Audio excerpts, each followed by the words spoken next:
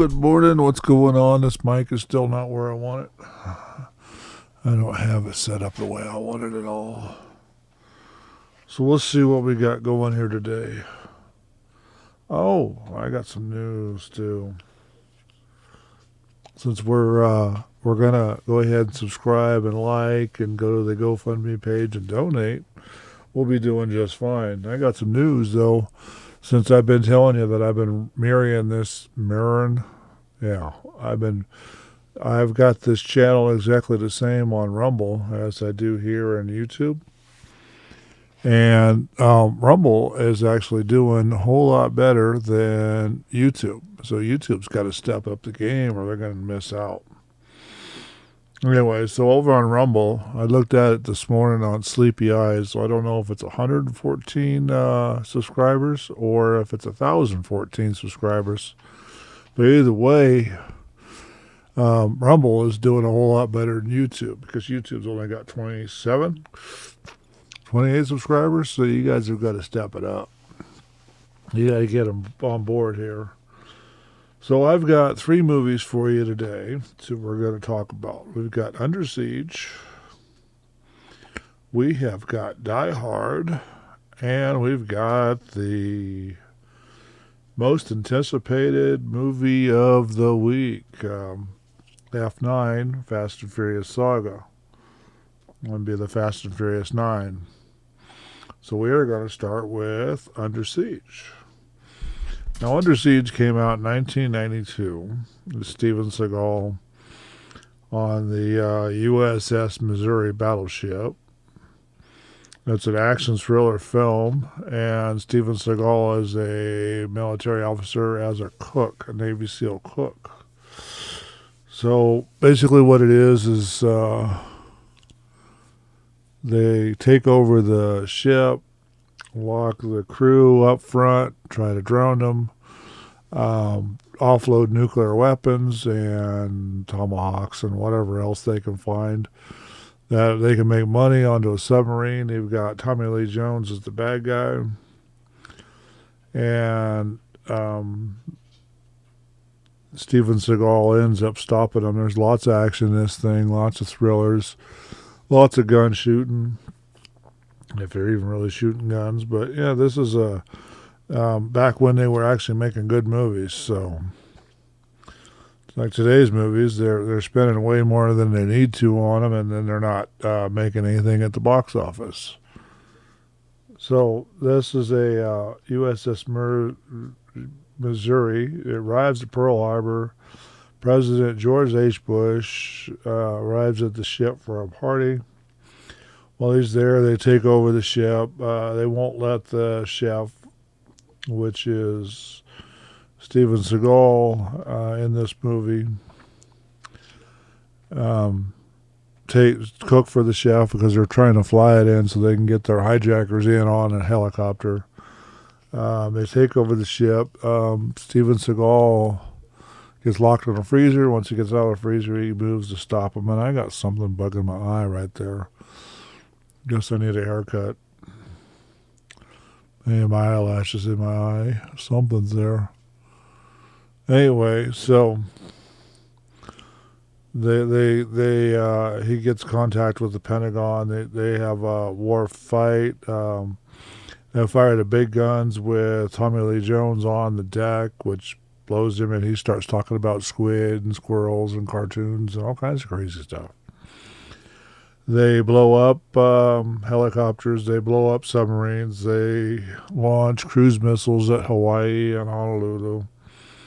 It's, there's lots of action in this thing. There's a little romance, love story type of thing going on in this thing. It's an hour and 3 minutes long, and I'm not talking long enough today at all. He uses Navy SEAL tactics. He rescues one small group, and he uses them to help him go get the big group. And this microphone's still not where I want it. Hope you can hear me through the microphone, but who knows? Maybe I should reposition it, put it back on the stand or something. Put the stand up here instead of turn it over. Instead of trying to hang it off of this weird contraption. that I got going on. Anyway, so they fire at each other. Oh yeah, and the second officer dresses up as a girl running around Commander Krill, which is Bruce Brisky. Anyway, so it's funny. It's kind of a comedy. They end up blowing up the sub. He ends up blowing up the sub with Navy SEAL tactics, getting down there to the sub when it's beside the USS Missouri, and blows up the diving strut thing. Then they spend time fixing that. They got revenge from the CIA trying to kill. You know, there's all kinds of twists and turns to this movie. I suggest you go find the link. Either go over to the blog and click on the photo so you can go to buy it to Amazon to buy the movie so you can see it yourself. Or find the link in my blog or Facebook or Twitter and to go watch this thing on Amazon Prime if you have Amazon Prime. If not, there should be a link there so you can get Amazon Prime at a discount. You know, it's all about helping you. Well, I'm helping myself. Anyway, so they, Commander Ryback. That's the guy's name, Ryback. Anyway, so that's what they call the chef is Ryback. So they end up at the end rescuing. They end up bringing a model on board, which I don't know if she's a model, but she's a Playboy model type person. She ends up staying with Steven Seagal. You got to have the beautiful girl with the show, otherwise nobody wants to watch it because they don't really want to watch a guy running around shooting people. They want to watch a guy trying to protect a girl running around shooting people. Anyway, so they made a pretty good killing on this sucker. And we're getting close to not talking enough. So the budget for making this film was $35 million. And in the box office, in 1992, they made $156.6 million on this film. Now, I haven't come across a 2022 movie yet that they spent $35 million on and actually made 4 times the amount they spent on it at the box office. Don't understand, this is from a day where they actually, from the numbers, the budget numbers and the profit numbers, they actually made more money on this film and did a better job and got more attention in the 90s and the 2000s than they do now. So what's going on with Hollywood? Did they screw up? Anyway, so I like this movie. I'll give it 3 stars. I like anything with battleships. And I should bring up that other movie, but we'll get to that eventually. Or did I do it already? I probably did Battleship already. So anyway, they did make a part 2 to the Under Siege thing, but we're not talking about that today. We are going to go to another action movie from 1988, so it's a little older. And it's Bruce Willis, Nakatomi Towers, and it's an action film. So he's in L.A. It's based in L.A. And then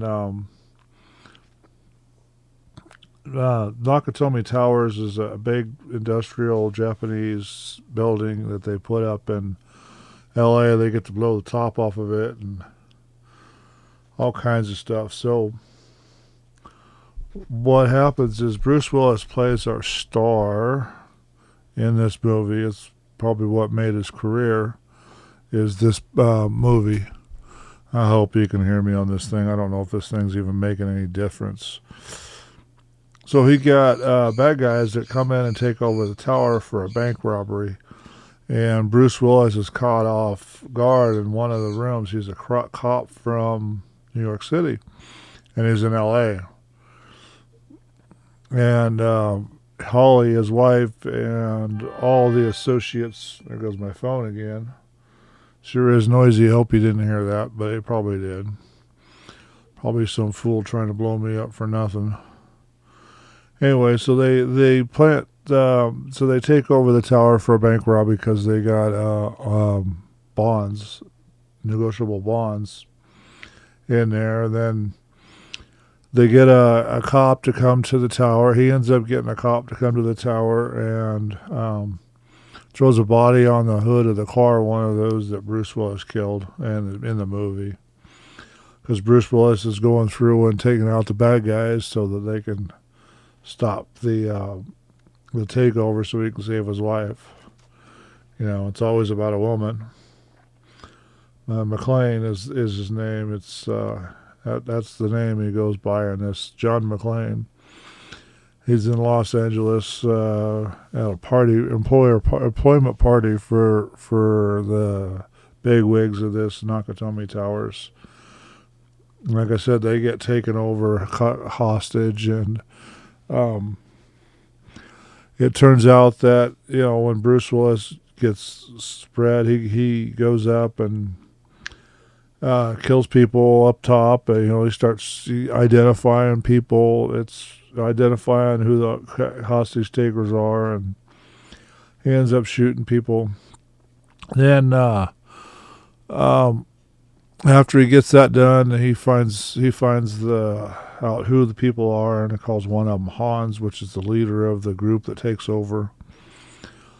So they go up and they get caught wiring. Bruce Willis catches them wiring the top of the building with C4 for some reason I'm not going to tell you. Then they got the local cops get taken over by a FBI group, and they follow the FBI playbook, which cuts the power, which gives the robbers to break it the rest of the way to break into the safe or to break into the safe. It gives them access to that. The limo driver, Bruce Willis's limo driver that brought him there, took out the getaway car. I mean, there's all kinds of twists and turns to this. There's a bad reporter that goes to the wife's house in L.A. and tries to talk to the kids because, he's trying to make a name for himself and doing it wrong. Bad reporters. Fake reporters, bad reporters, like in the movie, they ought to all have a fist in the face. But they don't. They get away with most of the stupid stuff they do, even in the movie. But yeah, they do a pretty good job making this film. They did a lot of pyrotechnics. They brought towards the end of the movie, they brought the hostages up on the roof, and the FBI double crosses them, bringing them a gunship and guns, and they blow the roof up. I mean, this movie, it's one of the greats, all-time great classics. People call it. I don't call it classic because, to me it came out yesterday because I keep watching it over and over and over again. But since we're doing this thing, it's a good movie. Let's see if I can get some stats for you on this one. Okay, so the budget to make this Hollywood blockbuster from 20th Century Fox was 25 to 35 million is what they spent on it. And they made, oh my God, 1988, they did better movies than they do now. They made $139.8 to $141.5 million on this movie. And they spent at the most $35 million on this movie. And it's probably one of the better movies that's come out in the last 100 years because of the way the script is, the way they wrote it, the way they do it. And I don't understand why my nose itches, but this thing came out in 1988.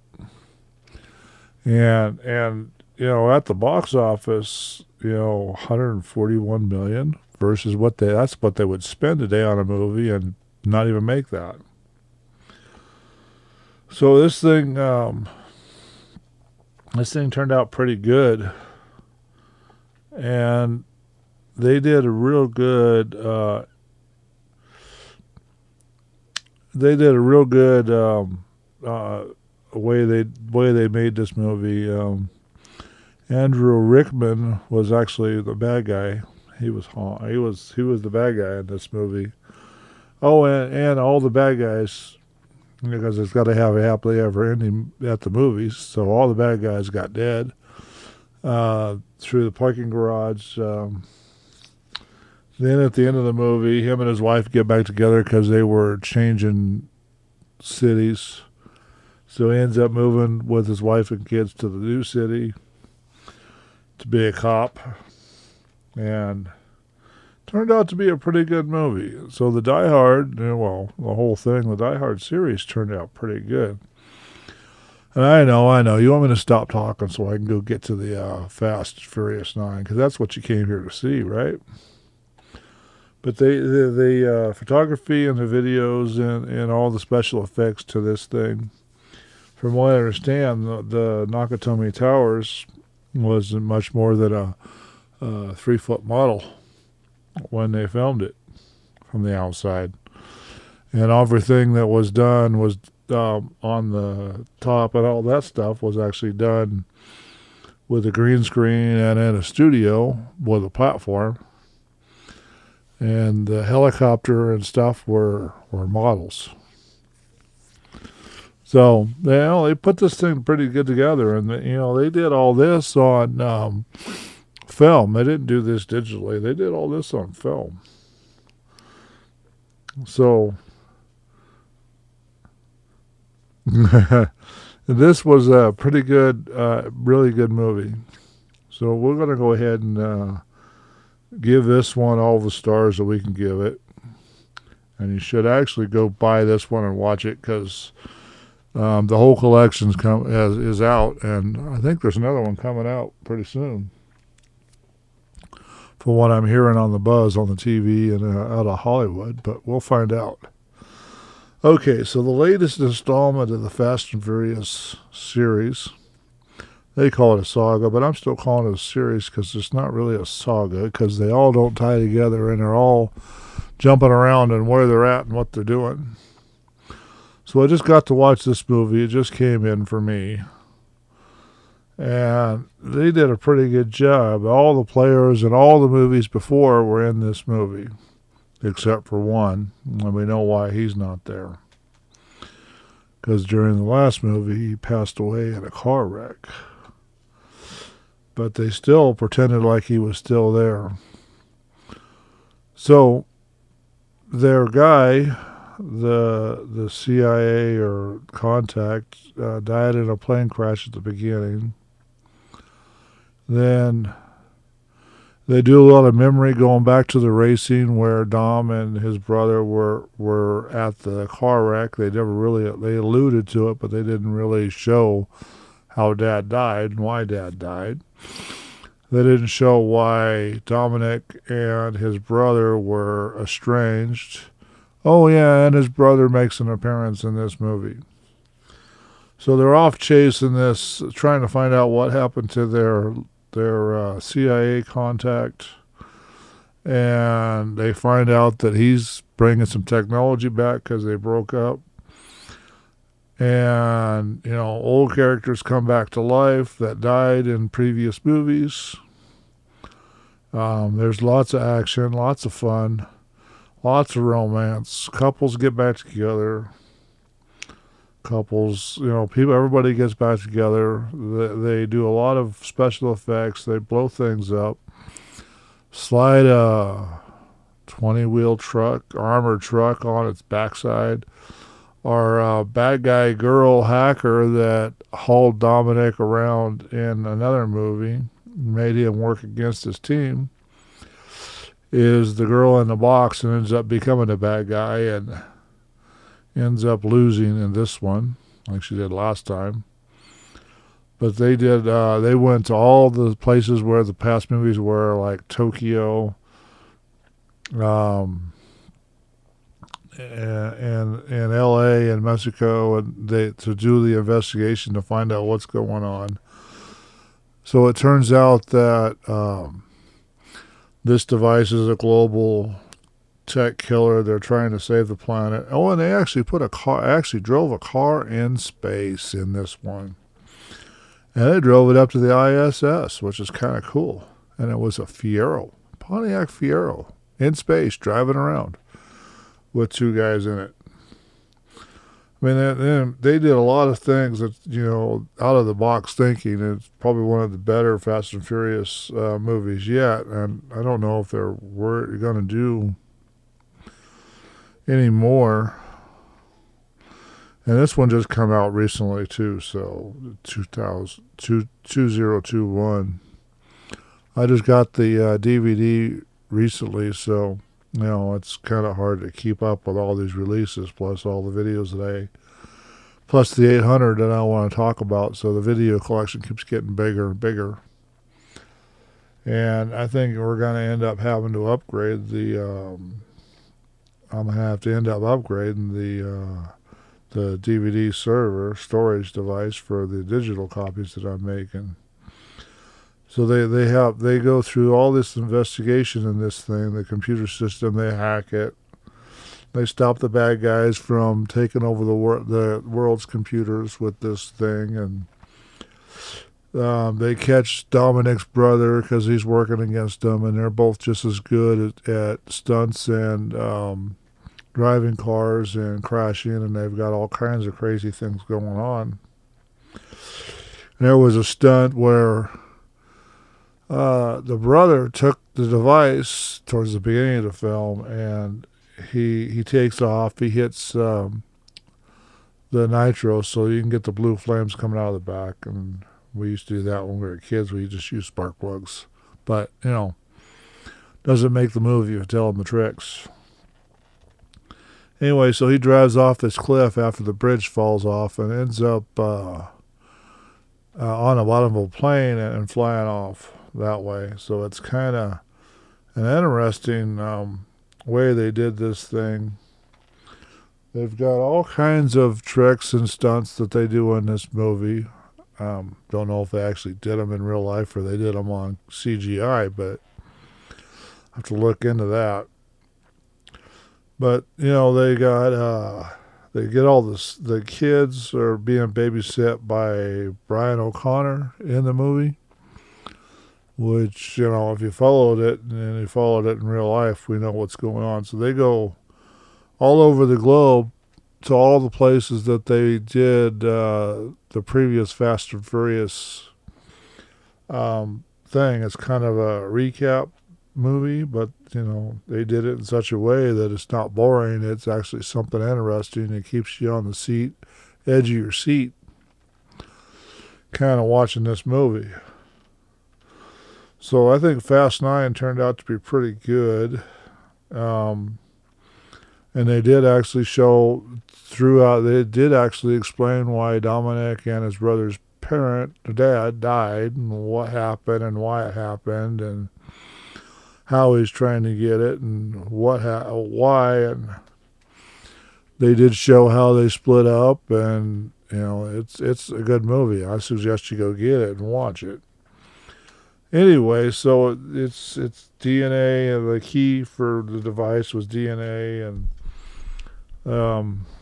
it's really kind of interesting how they tied all this stuff together. So I'd say you go watch it. So I'm going to give this thing all the stars we can give it, because it is a pretty good movie. And you really should go watch it, because if you don't watch it, then you're not into movies.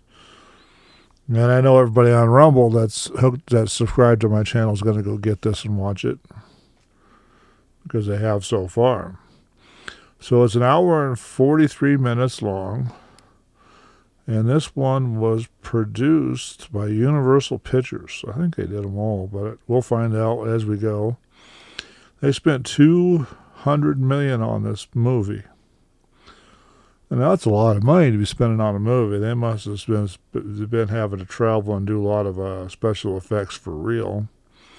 But at the box office, this one was one of the rare ones. It did $716.6 million at the box office.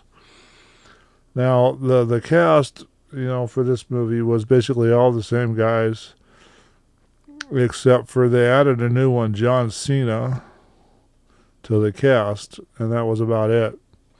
Everybody else was the same as they were last time on all the other movies as they start building up. And Vin Diesel was a star this time, and they were all working together, not working against each other. And, this is really something that they did all out on. I mean, the new movies, they don't go all out on. They weren't even trying to do any politics. This was just pure entertainment and lots of fun. They destroy cars. Like I say, they put that one in space.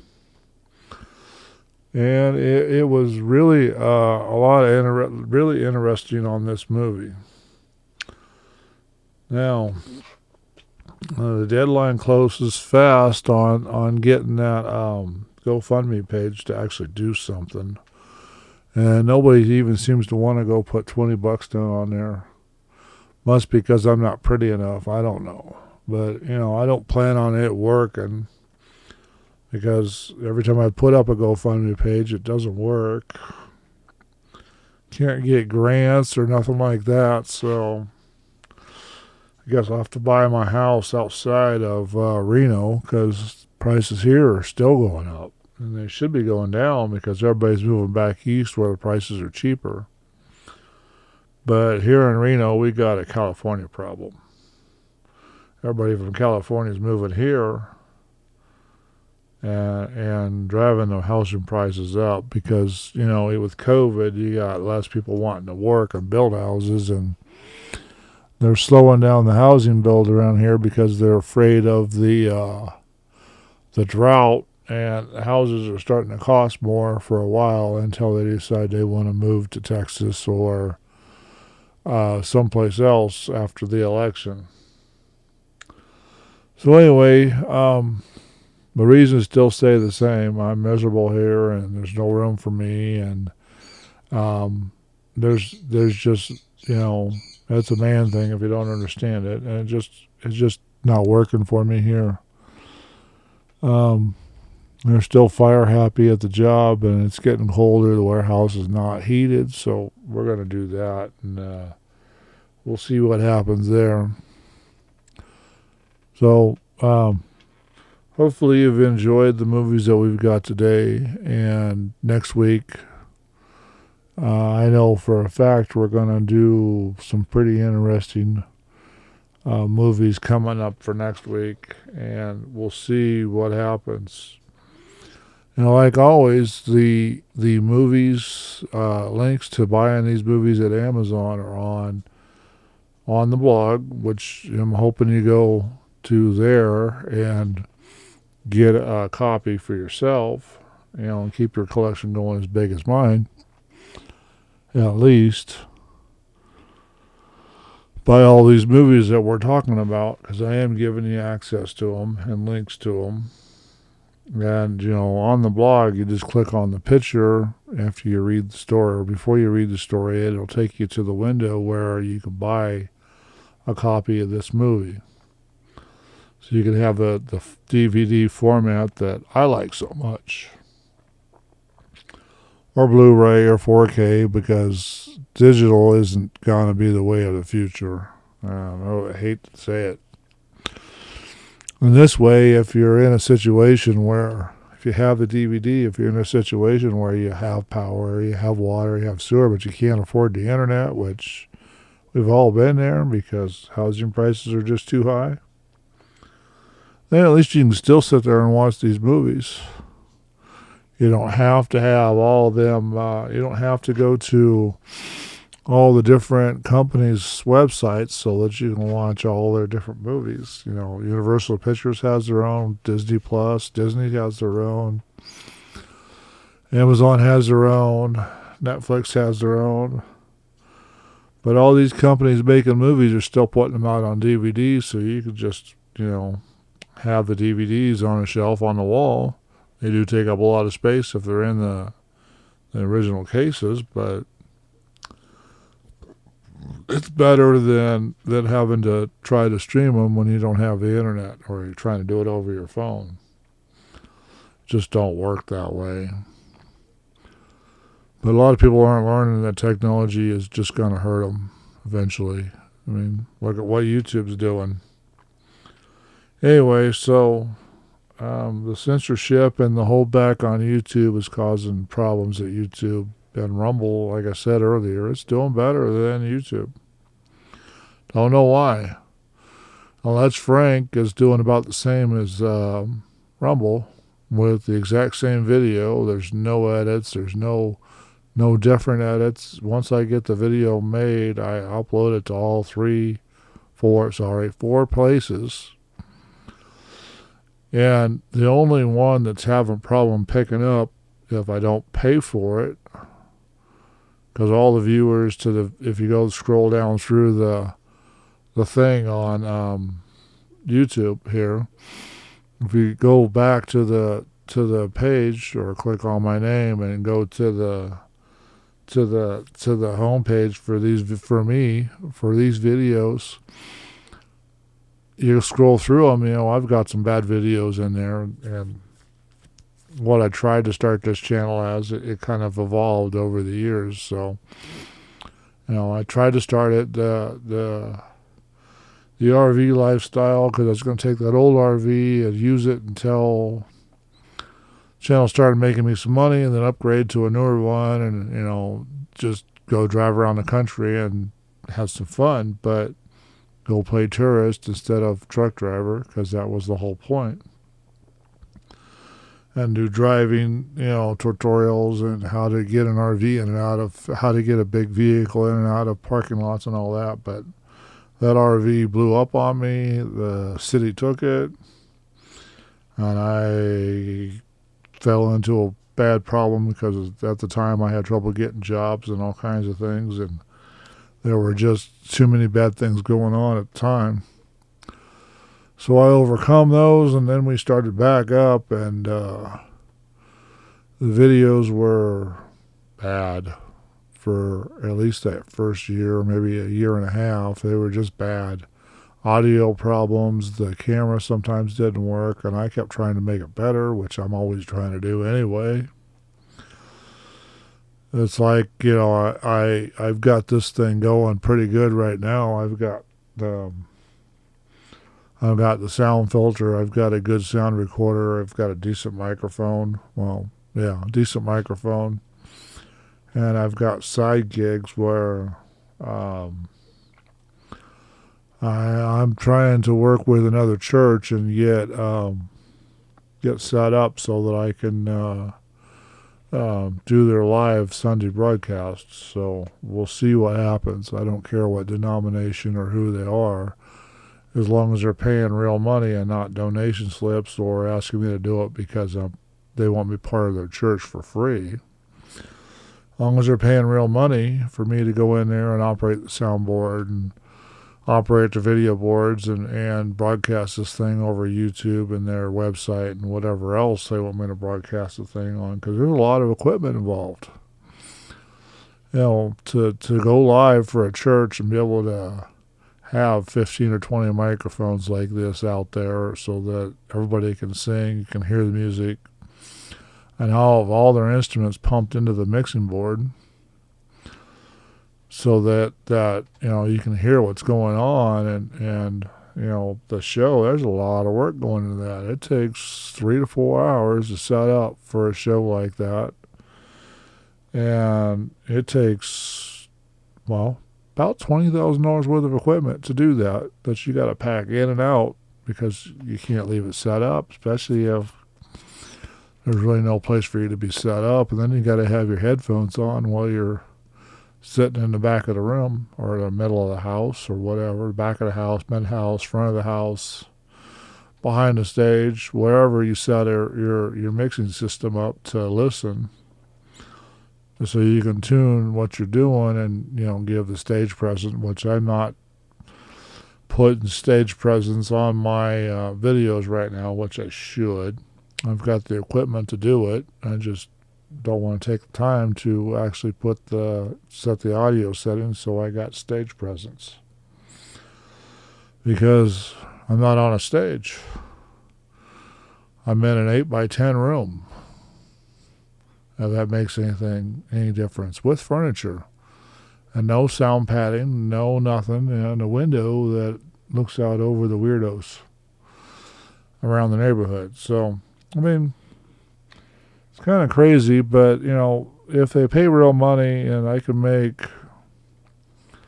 I don't know, what do I need? $1,200 a month for my living expenses right here, right now, I'd be happy. Or $1,200 a month more to go in the bank and keep my weird, fire-happy, overworking, underpaid job that everybody complains about because they're there. And they're making, what's becoming a living wage here in Reno, $18 an hour, because, they say $16 an hour is the living wage, but when everybody starts making $16 an hour, the living wage actually goes up because everybody raises their prices to make more money. Because they got to be able to pay for that. Because the hamburgers go up at McDonald's, Burger King, Wendy's. It's economics 101. But, we're not here for that. That's the other channel.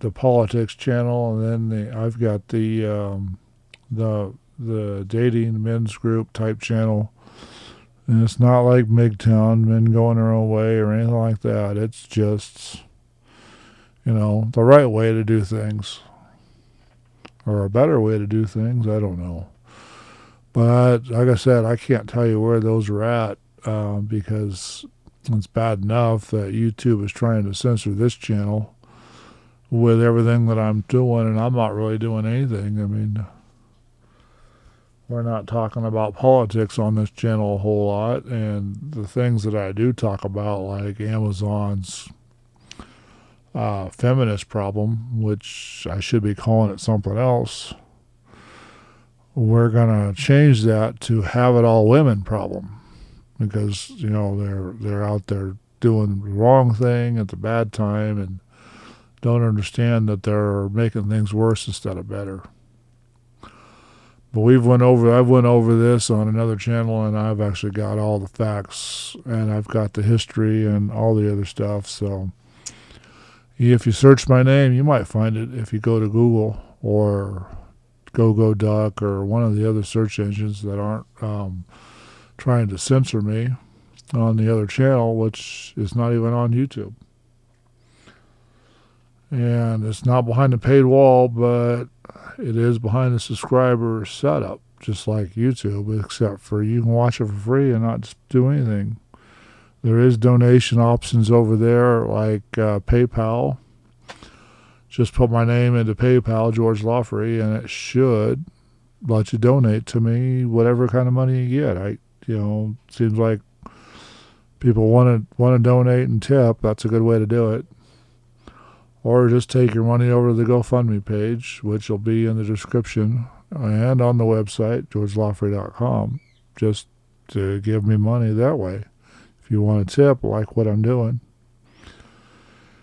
And I'm trying to work with one of the movie theater chains, or I have sent emails to the producers of all these movies that I'm talking about, to see if I can get advanced copies or get an advanced viewing so that I can do the movie review and get permission to actually chop, cut, and rebuild and show you the scenes that I like, instead of just putting the poster up here like I have been.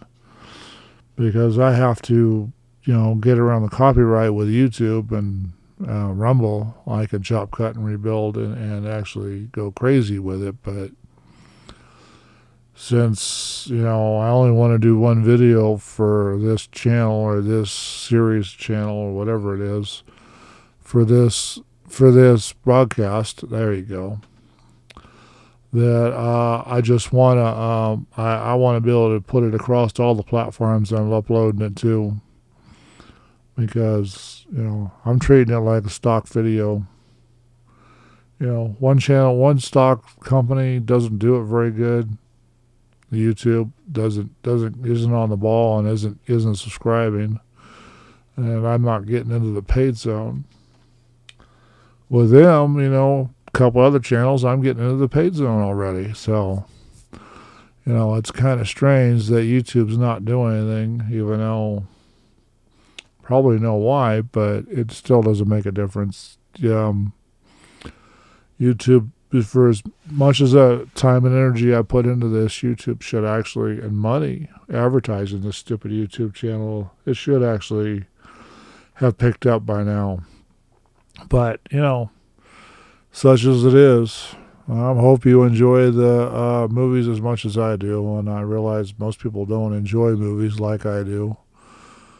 They don't want to collect them or anymore, but it's something I started when I was driving a commercial truck, and it's something I'm probably going to do until the day they put me in a coffin, which who knows when that's going to be, the way things have been going. Anyway, so be safe, have a good one, and take care. And like I always, don't do a damn thing Joe Biden tells you to do, or Kamala Harris, or even the whole administration. Anyway, so I've rambled on enough for this video, and take care, and we'll see you on the next one.